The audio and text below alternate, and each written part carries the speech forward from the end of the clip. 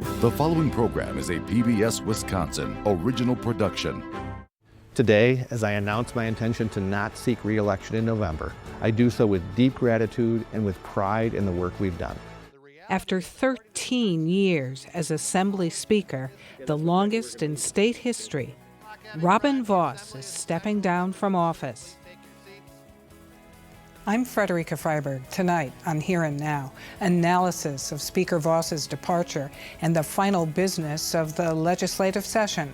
An immigration attorney on the fast-changing legal landscape, candidates for governor weigh in on data centers, and how teams of people are preserving indigenous canoes thousands of years old. It's Here and Now for February 20. Funding for Here and Now is provided by the Focus Fund for Journalism and Friends of PBS Wisconsin.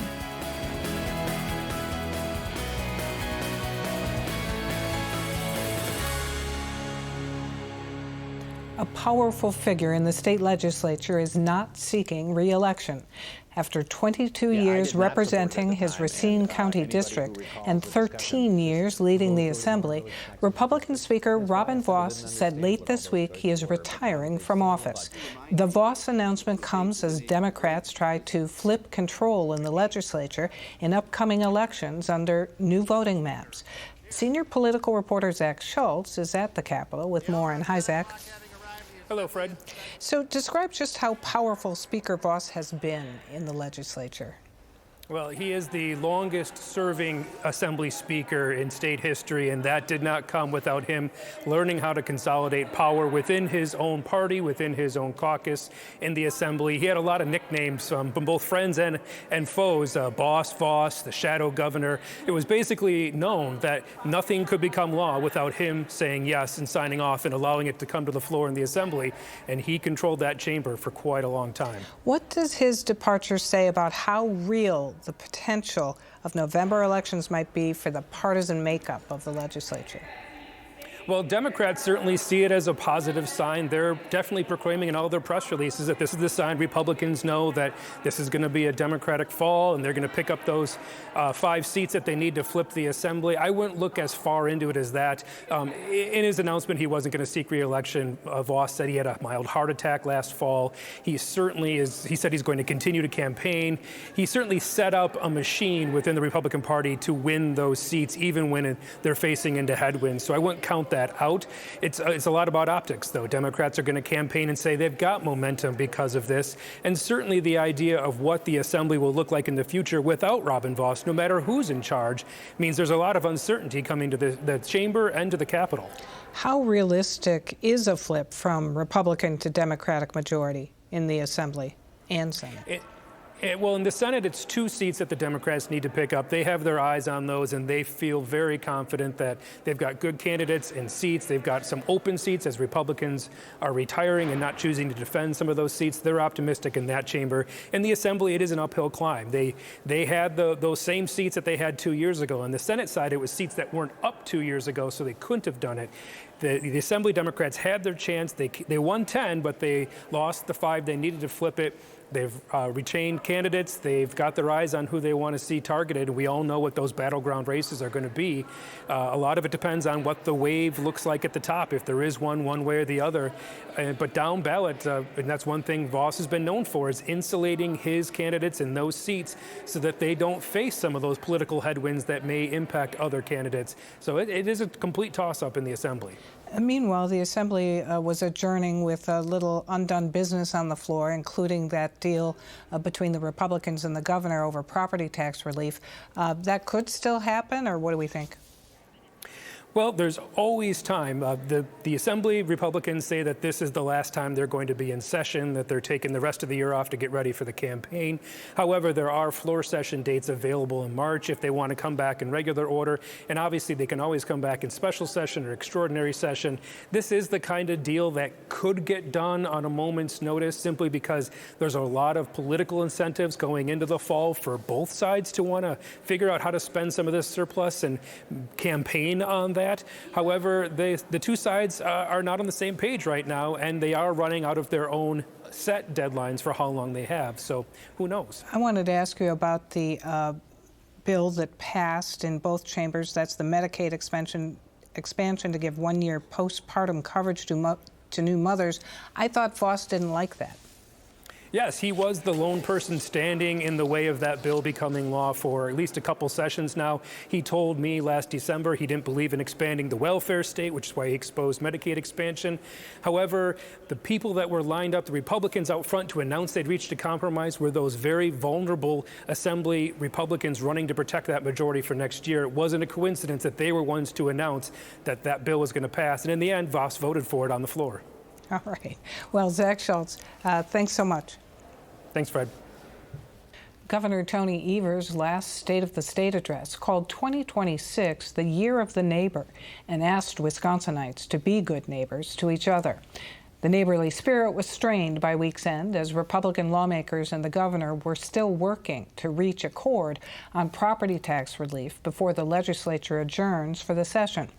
Republicans blame a spike in taxes on the governor's 400-year veto that enshrined a $325 per student annual school funding increase until 24-25.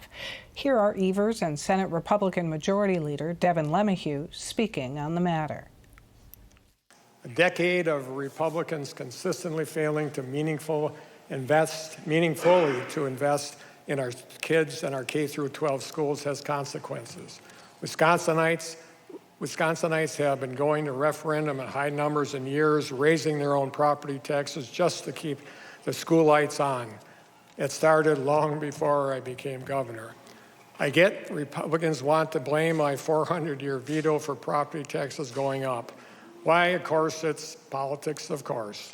Republicans running under fair maps need someone else to blame for failing to fund our schools at the levels I've asked them to for about 2 decades of my life. Thanks to strong Republican majorities here in the legislature, Wisconsin families have only seen one example of what state government could look like with full Democrat control. Governor Evers' disastrous 400-year veto that is driving property taxes through the roof. If the Democrats were in charge in Madison, Wisconsin would be a very different place. While the immigration enforcement surge in Minneapolis has wound down, targeted arrests, including in Wisconsin, continue. The mass deportation policy has the immigration system scrambling to keep up. What kind of limbo does this leave people in, and what is happening in the immigration system? We turn to immigration attorney Grant Sovern. Thanks very much for being here. Thank you for your interest. So you have described the immigration system right now as an emergency on 2 fronts. How so?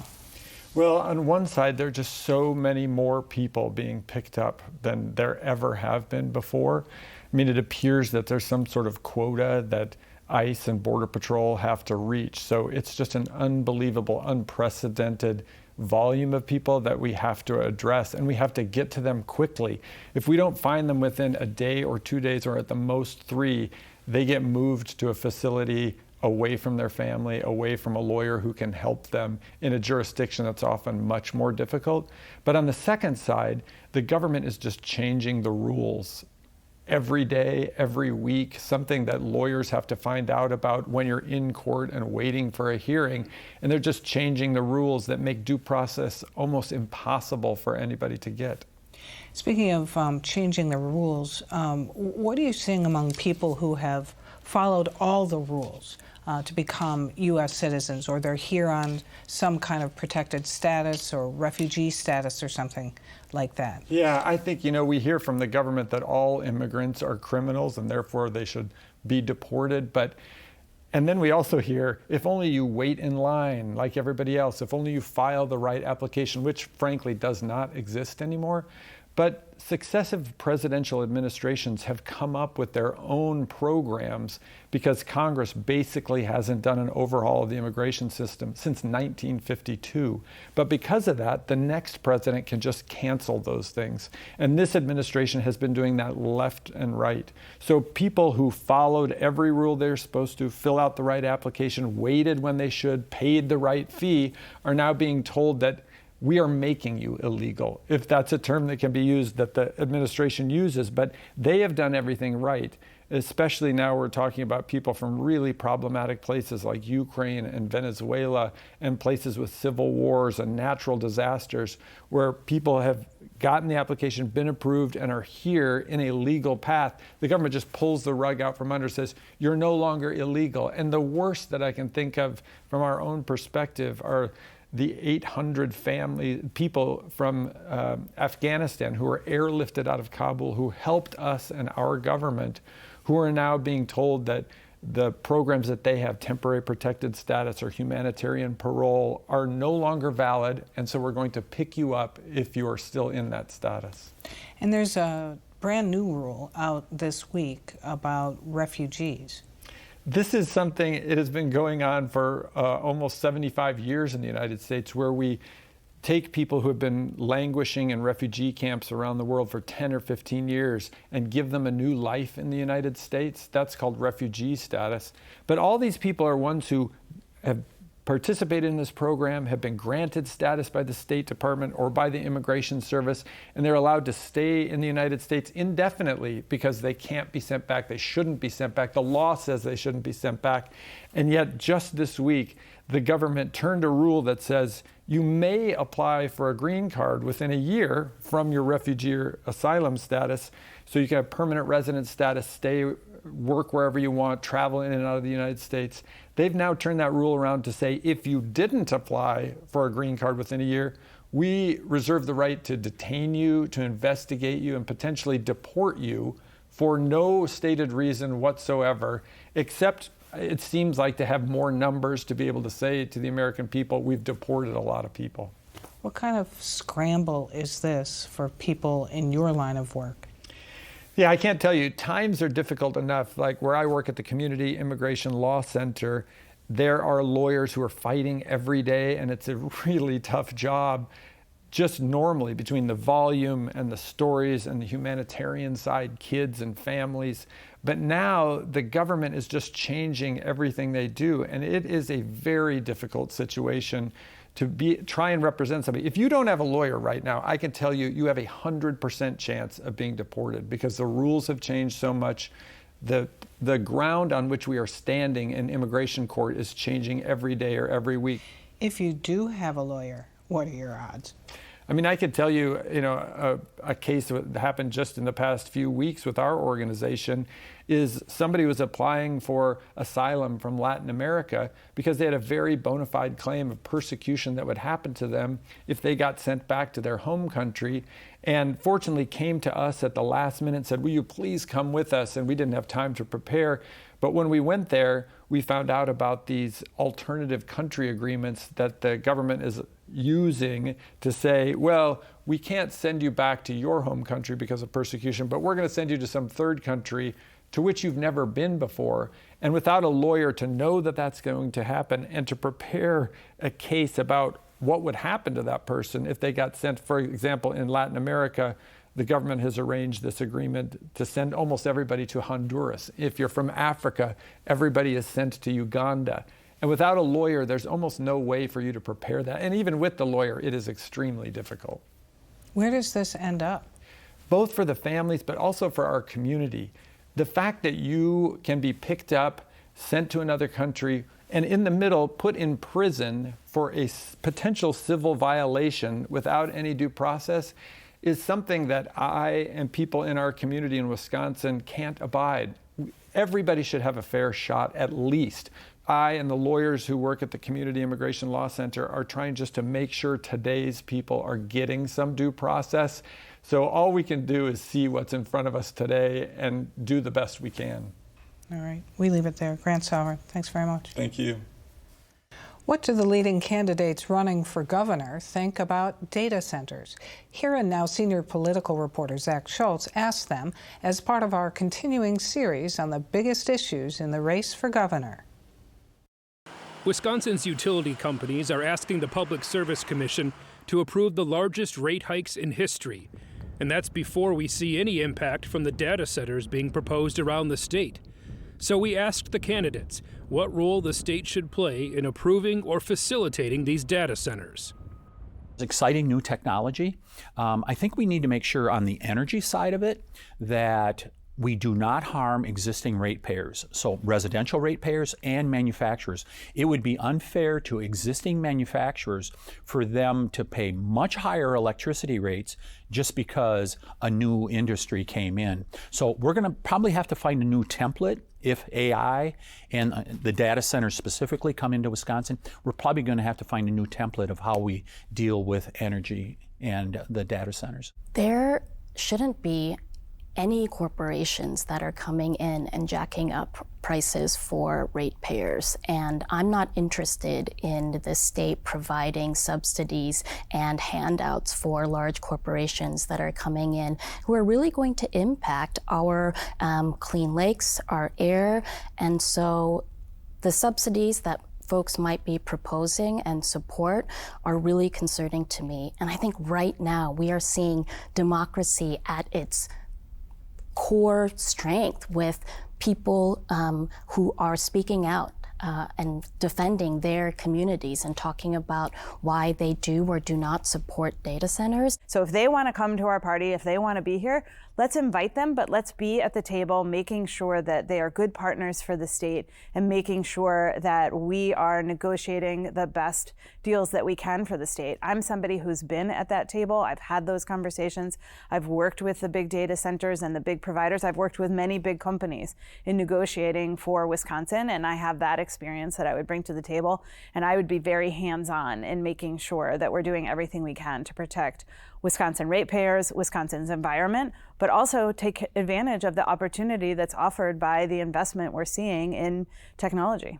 This is a huge issue, and we need a statewide strategy to deal with data centers because they're coming into local communities and kind of steamrolling them. And I think that people deserve to have a voice in what happens in their communities. And we also need to really know what the impact is going to be on our environment, on water and land usage, as well as the impact on ratepayers for these data centers. I've sponsored legislation along with my colleague, Senator Jody Habush-Sinekin, to ensure transparency as these data centers are coming in and trying to negotiate. So data centers, it's important for us, if they are going to be built here, there has to be a community benefits agreement. If they are to come, that means ensuring that there's local hiring. That means ensuring that utility rates are not going up for customers. It also means ensuring that community input is prioritized.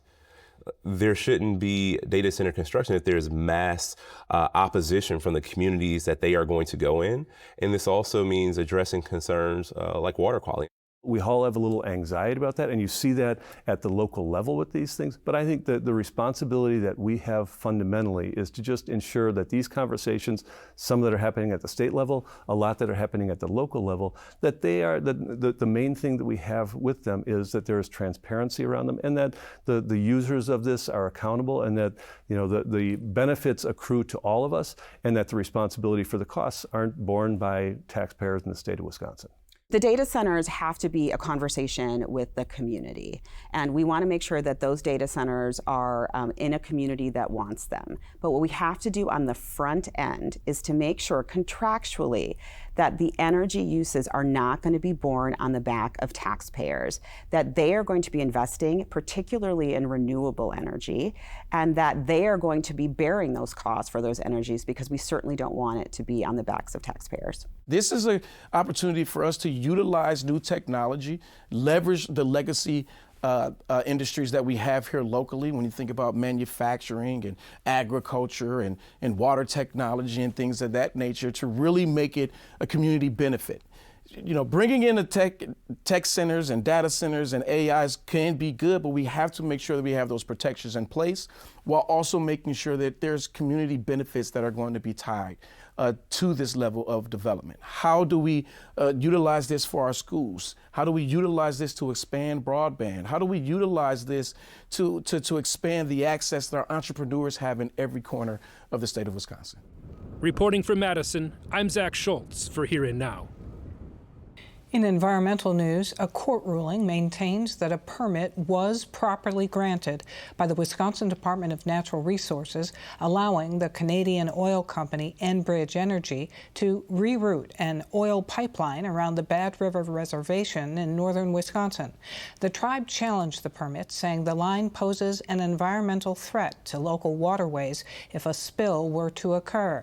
The administrative law judge deciding the case wrote, quote, "While the band expresses concern regarding potential impacts, they have failed to provide evidence demonstrating that the authorized activities will, in fact, violate state water quality standards. The fears that they express are fears. They lack evidence showing that these changes will occur and impact water quality." The band has filed a challenge to the ruling. In a statement, an attorney from Earth Justice representing the tribe said, quote, "Enbridge's project threatens permanent damage to the band's treaty-protected water, plants, and medicines, all for the enrichment of a foreign oil pipeline company. The band will continue to fight to protect their interests and halt construction."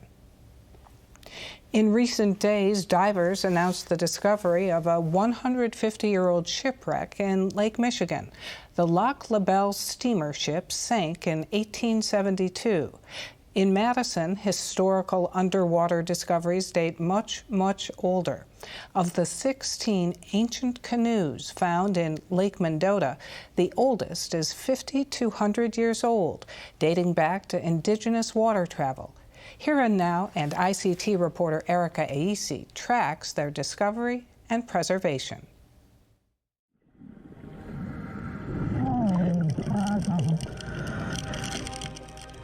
Here you can see how the contour lines are a little bit flatter. We made it to this turnaround, and that's where the canoe was. Lots of cool stuff you can find in the lake. Just gotta go look. Tamara Thompson, maritime archaeologist for the Wisconsin Historical Society, went on a recreational dive to the bottom of Lake Mendota in 2021 to collect fisherman debris and told a colleague she saw a long slope exposed through 24 feet of water. You know, I really think that was a dugout canoe. I don't think that was just a random piece of wood on the bottom, but we should get another tank and we should go out and I think I can find it again. And she did. But only the top portion was exposed. So the bottom was still covered with silt and it was just pristine. And it was so nice that I thought, well, it can't be old. Thompson and a team of archaeologists pulled the canoe from the lake and through radiocarbon data analysis found it to be 1,200 years old. Or young. Two more very, very ancient canoes were found a year later. One ended up being 3,000 years old, which is recovered and in the tank. And then we found another one next to it, a little bit shorter, 2,000 years old. Thompson says the canoes are at least 15 feet long and made of cottonwood, elm, and oak. Red oak is very porous, and so they would have had to understand how to seal that cellular structure in the canoe when they were building it in order to make the vessel watertight. A total of 16 canoes were found in Lake Mendota between 2022 and 2025. The oldest is 5,200 years old. To put yourself in that place and think, what were these people like? What were they doing in these canoes? And then why are all these canoes in this one spot? So at what point in this did you start reaching out to Wisconsin's Native Nations? Before any of the canoes were recovered, there was consultation with the Native Nations of Wisconsin. Lawrence Polsinki, Tribal Historic Preservation Officer for the Bad River Band of Lake Superior, Chippewa, helped with the preservation process when the second canoe was pulled from the lake. He says his ancestors used inland waterways as transportation between one side of the lake to the other to harvest, hunt, and fish. You couldn't carry much because they weren't like the total dugout type canoes. You know, some were more level. So what does that mean, the fact that they didn't carry and take them with them? They were left there. The canoes were not owned by each individual or whatever. It was like a community. There are no plans to move the remaining 14 canoes that are sitting here at the bottom of Lake Mendota, in a decision made collaboratively between Thompson and Wisconsin's Native Nations, with the goal of responsible stewardship. We're not in the business of bringing up the canoes, especially the shape that they were in. They were broke apart in your hand if you brought them up. The 2 extracted canoes are sitting in a makeshift tank filled with polyethylene glycol at the State Preservation Facility in Madison to stabilize the fragile but heavy wood and then freeze dry them. Any water that's left in the cellular structure will be taken off. One canoe will be stored at the preservation facility, and the other will be on display at the upcoming Wisconsin History Center, where Pilskinski says their indigenous history can be preserved.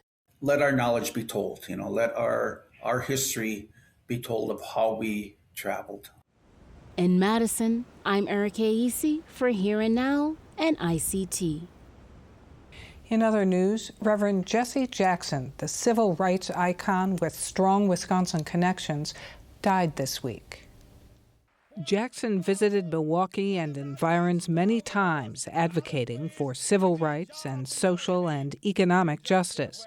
In the 1988 presidential primary election in Wisconsin, Jackson came in second in what the Milwaukee Common Council this week described as a barrier-breaking run for the presidency, calling him a generational leader.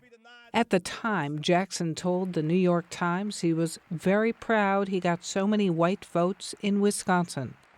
Jackson marched in Milwaukee with Father James Groppe in the 1960s and was in Wisconsin most recently in 2024, encouraging voter registration. Reverend Jesse Jackson died at the age of 84. For more on this and other issues facing Wisconsin, visit our website at pbswisconsin.org and then click on the News tab. That's our program for tonight. I'm Frederica Freiberg. Have a good weekend.